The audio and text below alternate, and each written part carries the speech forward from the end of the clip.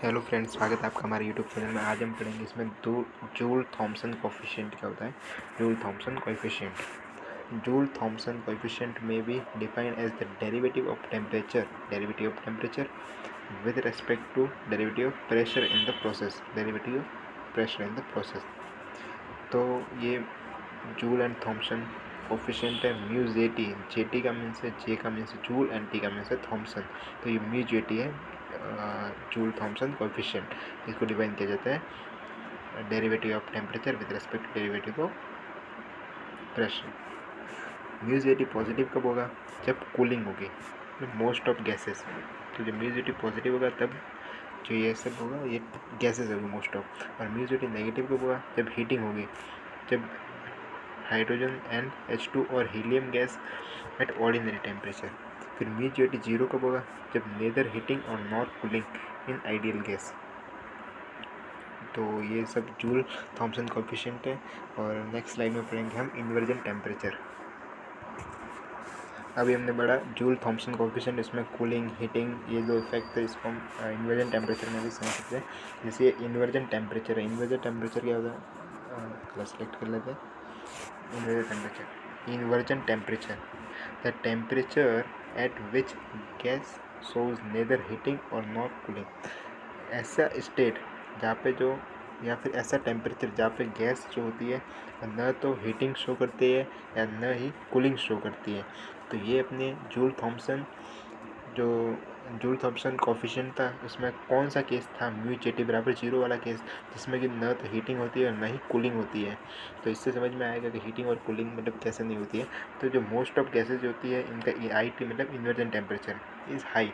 तो जो most of gases होती है उनका इन्वर्जन टेम्परेचर हाई होता है, क्योंकि इसमें म्यू जे टी जो जूल थॉमसन कोफिशिएंट होता है वो जीरो होता है, इसलिए इसका इन्वर्जन टेम्परेचर हाई होता है। फिर जो कूलिंग होता है, कूलिंग किस केस में होता है? बिलो इन्वर्जन, मतलब इन्वर्जन के नीचे। फिर हीटिंग कब होती है? एबो इन्वर्जन, इन्वर्जन के ऊपर। मतलब ये जैसे है, ये कोई है, ये लाइन है, ये अपनी इन्वर्जन टेम्परेचर वाली लाइन है। तो दूसरे कलर में दिखाते हैं, इन्वर्जन टेम्परेचर है। तो ये जो इसको अगर ऊपर होगी तो ये तो होगी हीटिंग होगी, इसके ऊपर हीटिंग होगी। अगर नीचे की तरफ होगी तो ये क्या होगी? कूलिंग होगी, कूलिंग।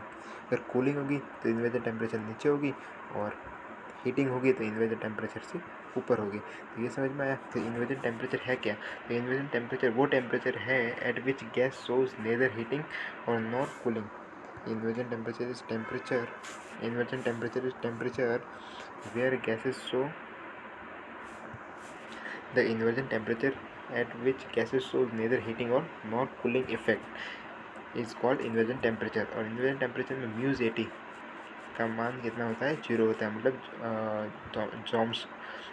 जूल्स और थॉमसन का जो कोएफिशिएंट होता है वो जीरो होता है। तो most of the gases at inversion temperature is high.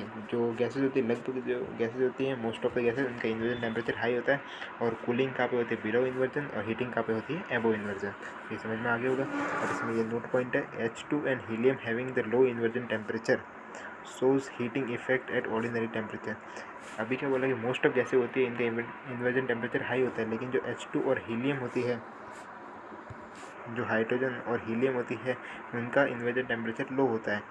क्यों लो होता है? Since shows heating effect at ordinary temperature. तो ये ऑर्डिनरी टेम्परेचर पे क्या करते हैं? हीटिंग इफेक्ट शो करते हैं, इसलिए इनका ये इन्वर्जन टेम्परेचर मतलब शोज हीटिंग इफेक्ट करती है, इसलिए इनका इन्वर्जन टेम्परेचर लो होता है। और बाकी सब मोस्ट ऑफ गैसेस का इन्वर्जन टेम्परेचर हाई होता है। और ये आपको समझ में आ गया होगा। तो थैंक्स फॉर वॉचिंग। अगर वीडियो अच्छा लगा हो तो लाइक करें, चैनल को सब्सक्राइब करें और शेयर करें ज़्यादा से ज़्यादा। और थैंक्स फॉर वॉचिंग। और भी वीडियो देखने के लिए चैनल को विजिट करते रहें। Thanks for watching.